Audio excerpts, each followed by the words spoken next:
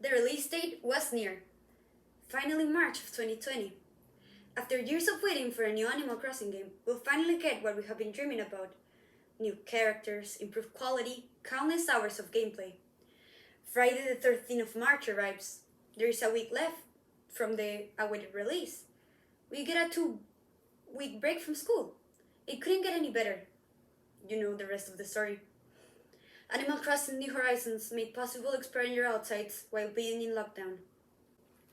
If you couldn't tell, today I'm dressed as my Animal Crossing character, a game in which I've spent more than 400 hours gardening, building, terraforming, designing, and shockingly learning about economics. If you're not familiar with the game, I'll summarize it for you. Animal Crossing New Horizons sets your character on a deserted island.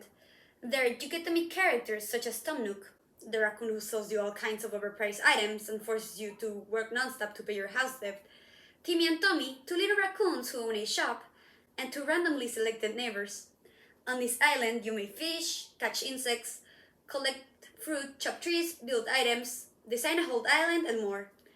This game became a form of escapism, losing yourself on your personal dreamland. Even though this game appears to be childish and simple to play, you won't be experiencing high-pressure gaming. Well, maybe you'll get a little bit of a rush when you're being chased by wasps or tarantulas. It is supposed to be a relaxing experience. As mentioned before, you arrive at a deserted island full of trees, rivers, native flowers, waterfalls, and a beach. As you make progress, you unlock a series of features and new NPCs. You'll be able to expand your home, customize it, and relocate it. You must be aware that everything comes with a price. The fish, creatures, art, and fossils you collect can be displayed at your local museums, which is run by a scientific owl named Blathers. You may also shop for clothes or accessories at your local Able Sister, which is managed by Mabel and Sable.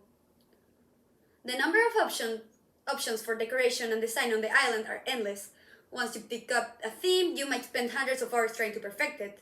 You ought to work, collecting materials for your DIY recipes, which are ways to create furniture and other items, placing tile after tile of concrete or dirt, tending to your flowers to be your color of choice, making money in order to purchase exclusive furniture, exchanging items with online players, creating new waterfalls and rivers to your island, decorating and placing every item.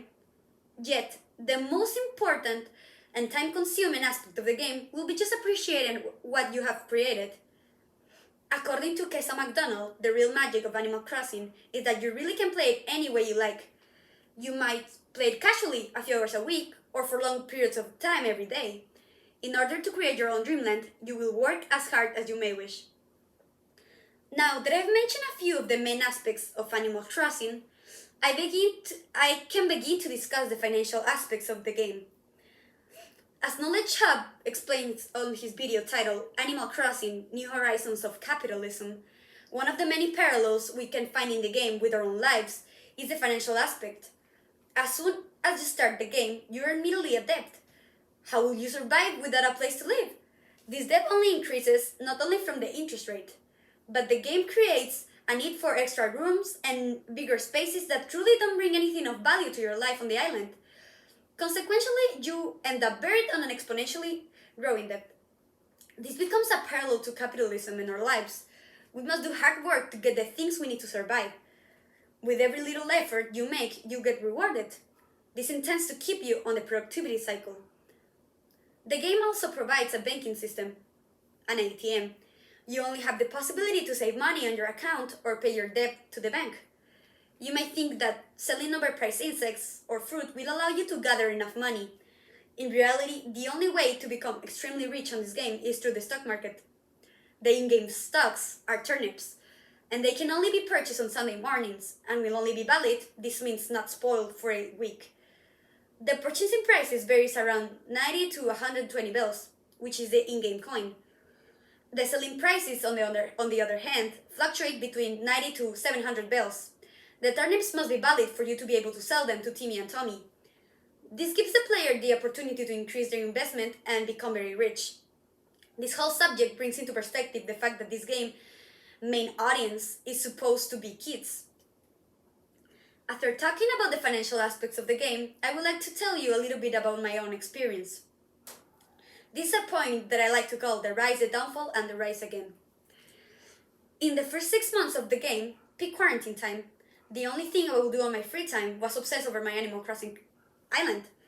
I will spend hours picking the right flower color and changing things that wouldn't fit my French garden theme. When my island became completely full, I stopped playing so frequently. But now that a new update is coming to the game, millions of players are going to pick up their games once more. According to Tom Phillips, some of the new features will include the ability to farm vegetables and cook dishes with them. You will get extra storage for your house, you will get an interactive cafe, and brand new decoration settings. This will inspire a brand new start on my island and the selection of a new theme. We learned that Animal Crossing is about spending time on nature, catching insects, and being friendly with animals. But in reality, it is way more than that.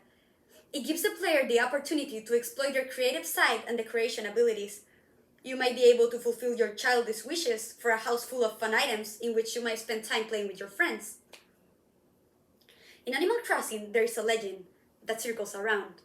Allegedly, your character died as a kid and was sent to rest in peace on this magical island that could be turned to anything you desired. While being there, you could befriend talking animals. The main argument that validates this legend is the fact that while being on the island, you constantly be receiving gifts and letters from your mom. She's supposed to be leaving them on your grave. In conclusion, this game is everything you crave for on a social simulation game. If you are an adult who enjoys heavy metal or an 80-year-old grandma, you may develop a fondness to the game.